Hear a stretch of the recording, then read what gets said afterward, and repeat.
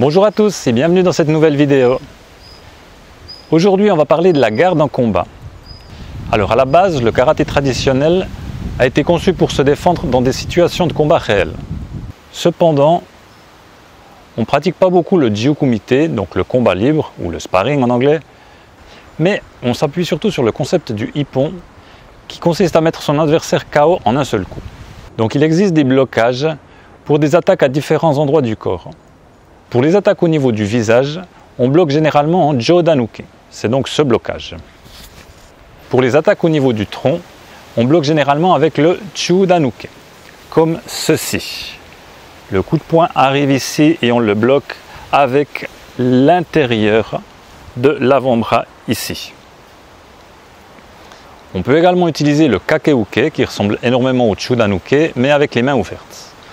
Donc comme ceci.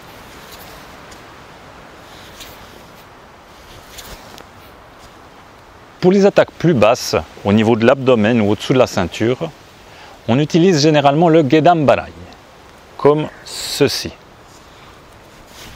C'est le blocage qu'on utilise par exemple pour bloquer des maigiri. Ces blocages ont été structurés de manière très intelligente pour acquérir de bonnes bases en karaté. Donc au-delà de l'application classique que je viens d'expliquer, on peut trouver encore de nombreuses autres applications dans ces blocages. Cependant, il faut bien comprendre que ces blocages ne peuvent pas être utilisés tels quels en combat. Donc vouloir se défendre en combat réel uniquement comme ceci, c'est pas possible, c'est pas réaliste, c'est beaucoup trop lent. Vous allez peut-être bloquer la première attaque, mais vous allez vous ramasser toutes les autres sur des enchaînements de coups. Je dis ça parce que durant mes années de karaté, j'ai vu beaucoup de karatékas, autant en Suisse qu'au Japon, adopter des gardes comme ceci, voire comme ça. Donc l'idée à partir de là serait justement de pouvoir bloquer des coups en utilisant ces blocages traditionnels qui sont très amples. Donc comme ceci, etc. Ça c'est clairement une erreur. C'est clairement une mauvaise compréhension de ces blocages que de vouloir les utiliser sans les adapter à une situation réelle de combat. Pour pouvoir se protéger efficacement lors d'un combat, il faut adopter une garde haute, comme ceci, ou alors avec les mains ouvertes. Mais faites attention, donc main ouverte, les doigts ne sont pas comme ça tendus, les doigts sont serrés, légèrement pliés, pouce à l'intérieur. Ce qui vous permet de bloquer des attaques au niveau du visage, comme ceci. Et les attaques plus basses peuvent être bloquées avec les avant-bras. Cette garde vous permet également facilement de bloquer les attaques circulaires, comme des crochets au visage par exemple, en ramenant juste le bras, comme ceci, tout près du visage. Dernier point respecté, les coudes sont légèrement à l'intérieur. À partir de là, on prend sa position de combat favorite, donc soit le pied gauche en avant, pour moi c'est le pied droit, et comme ceci, on est prêt à combattre. Maintenant, si vous faites partie de ces gens qui ont l'habitude de combattre avec une garde basse, comment y remédier? On va maintenant regarder quelques enchaînements qui vous permettront de vous habituer progressivement à maintenir une garde haute. Ces enchaînements peuvent être pratiqués avec ou sans sac de frappe. Comme j'ai un sac de frappe à ma disposition, je vais l'utiliser pour vous montrer ces enchaînements. On va donc commencer par un enchaînement de coups de poing tout simple. Ok, kamaete face au sac, garde en haut. Et on va faire Kizami Gyakutsuki. Ok, ich, ni, ich, ni, ich, ni. Donc une main frappe et l'autre reste en haut. Ich, la main opposée est vers le visage. Ni, cette main-là revient au niveau du visage. Vous pouvez faire des séries de 10 par exemple et changer ensuite de côté. Ça c'est important en karaté, on essaye de travailler toujours des deux côtés, essayez d'être polyvalent. On refait la même chose de l'autre côté. Kizami Gyaku. Kizami Gyaku et on revient. Kizami Gyaku et on revient. Kizami Gyaku. Encore une fois, série de 10, vous changez et ainsi de suite. Ok, maintenant on passe à une autre technique, le Uraken. Toujours le même principe, main en haut. Et on va juste mettre un huracan de la main avant. Donc, ich, huracan, je reviens en garde. Ni, huracan, je reviens. Ici, n'hésitez pas à faire un léger pas pour prendre la distance. Vous pouvez également vous mettre depuis tout près du sac. On passe maintenant à l'autre côté. Main en haut, c'est parti. Ich, ni, san, shi. Toujours même principe, la main avant frappe, l'autre main reste au niveau du visage. Cette main, après avoir frappé, revient ici en garde. Maintenant, même chose avec le maigiri. Même principe, main en haut et on y va. Ich, ni, san, shi. Quand vous donnez le maigiri, n'hésitez pas à changer de garde comme ça au moment de donner le coup de pied et de revenir. Ich, ni, san, shi. On y va maintenant de l'autre côté, garde en haut, c'est parti. Ich, ni, san. On continue avec le izagiri, le coup de genou. Kamaete, c'est parti. Ich,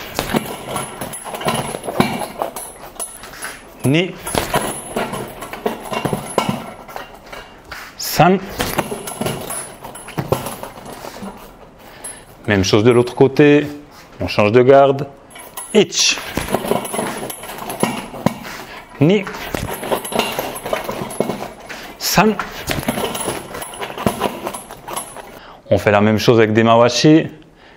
On commence par le mawashi gedan. Ich, ni,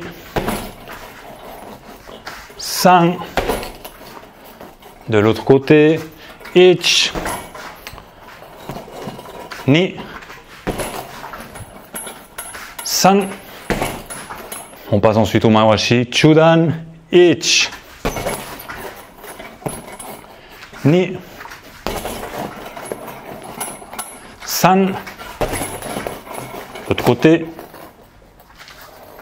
Ich, ni, san.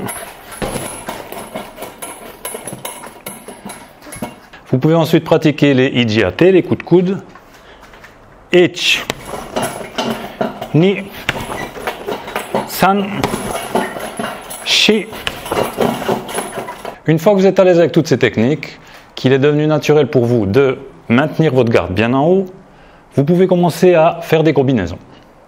On va donc utiliser les techniques qu'on a vues avant pour faire des combinaisons. Une combinaison possible, Kizami, Gyakuzuki, Huracan. Toujours les bras en haut. Kizami, je reviens. Gyakuzuki, je reviens. Huracan, je reviens. Ich, ni, san. Et changer de côté. Ich, ni, san. Ich, ni, san. Ich, ni, san. Ich, ni, san. Un autre enchaînement tout simple qu'on voit beaucoup en karaté, mais également en kickboxing ou en muay thai, c'est celui-là. Kizami, Gyakutsuki, Mawashigeri, Gedan. Donc, ich, ni, san.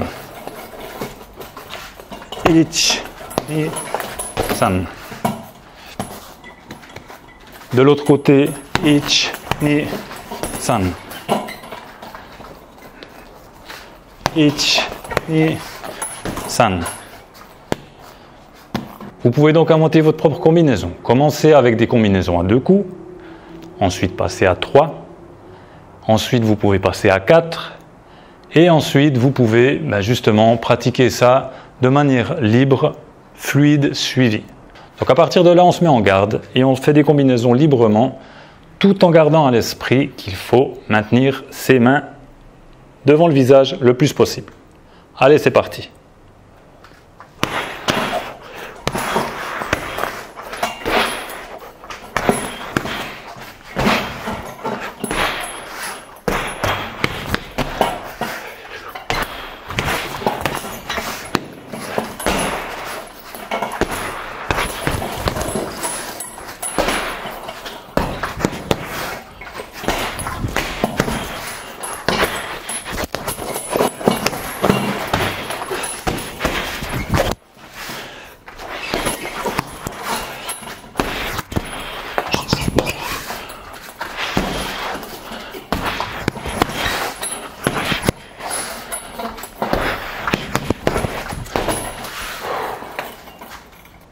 Voilà, c'est tout pour cette vidéo.